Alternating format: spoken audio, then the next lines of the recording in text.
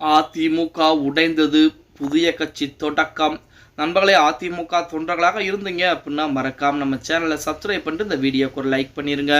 இந்திய அண்ணா திராவிட முன்னேற்ற கழகத்தை பொறுத்த வரைக்கும் உள்கட்சி பிரச்சனை என்பது கடந்த 3 தினங்களாகவே மிகப்பெரிய அளவில் இருந்து கொண்டிருக்கிறது. இதற்கெல்லாம் காரணம் செங்கோட்டையன் அவர்களை பொறுத்த வரைக்கும் அதிமுகவிலே மூத்த முன்னாள் அமைச்சராக இருந்து கொண்டிருக்கிறார்.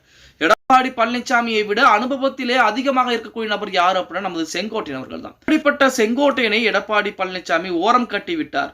அதன் காரணமாக தற்போது செங்கோட்டையன் வெளியேறப் போகிறார் அப்படின்னு சொன்னாலுமே செங்கோட்டையன் அவர்களை பொறுத்த வரைக்கும் அதிமுக ஒன்றிணைய வேண்டும் அப்படிங்கிறது தான் மிகப்பெரிய விஷயமாக பார்க்கப்பட்டு கொண்டிருக்கிறது.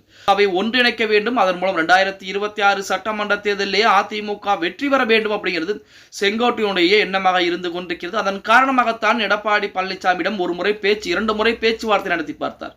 அதற்கு நமது எடப்பாடி பழனிசாமி சம்மதம் தெரிவிக்கவில்லை அப்படிங்கிற காரணத்தினால் தற்சமயம் நாளைய தினம், அதுவும் வெள்ளிக்கிழமை அதிகாலை 9 மணிக்கு பக்கத்தில் பார்த்தீங்கன்னா நமது செங்கோட்டையன் செய்தியாளர் சந்திப்பை நடத்தி இருக்கிறார். அந்த செய்தியாளர் சந்திப்பிலே அவருடைய மனதில் பட்டது எடப்பாடி பழனிசாமிக்கு எதிராக அத்தனை விஷயங்களையும் நமது செங்கோட்டையன் சொல்ல இருக்கிறார் அப்படிங்கிற மாதிரி செய்திகள் எல்லாம் வெளியாகி கொண்டிருக்கிறது. இதுவரை இருந்தாலுமே அதிமுக உடைந்து விட்டது அப்படின்னு சொல்லித்தான் அரசியல் வல்லுநர்கள் அவருடைய கருத்துக்களை சொல்லிக்கிட்டு வர்றாங்க. அதாவது ஒரு புறத்திலே செங்கோட்டையன் ஒரு புறத்திலே இருக்கிறார். அடுத்தபடியாக நமது சசிகலா, டிடிவி தினகரன், ஓபிஎஸ் போன்ற நபர்கள்லாம் அதிமுகவில் இருந்த நபர்கள் தான். அவர்கள் நிச்சயமாக செயல்பட்டு கொண்டிருக்காங்க. இப்ப இவருடன் செங்கோட்டையன் சேர்ந்து விட்டால் அதிமுக புதிதாகத்தான் உருவாக போகிறது.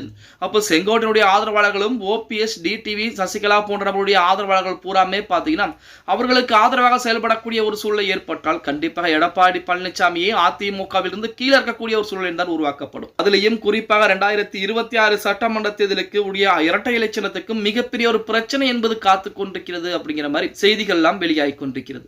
அதிமுக உடைவது யாருக்கு லாபம் அப்படின்னு பார்த்தா திமுகவிற்கு மட்டும்தான் லாபகமாக அமைய போகிறது. அதாவது அதிமுகவிலே செங்கோட்டையன் இல்லை என்றால் பகுதி கை இழந்தது போல.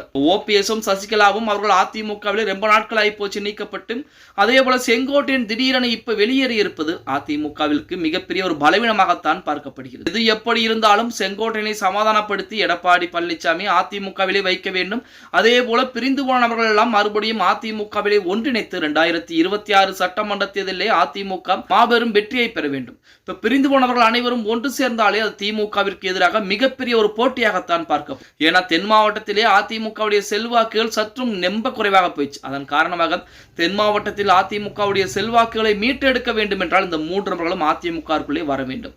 இந்த நபர்களும் அதிமுகவுக்குள்ளே வந்தால் மறுபடியும் உள்கட்சி பிரச்சனை என்பது 2026 சட்டமன்ற தேர்தலுக்கு பின்பு மிகப்பெரிய அளவிலே விசுவரவு எடுக்கும். அதன் காரணமாக எடப்பாடி பழனிசாமி வெளியேற்றப்படுவதற்கு கூட வாய்ப்புகள் என்பது இருக்கிறது அப்படின்னே கூட சொல்லலாம். பொறுத்திருந்து பார்க்கலாம். ஓகே காய்ஸ், வீடியோ பிடிச்சிருந்தா மறக்காம லைக் பண்ணிருங்க.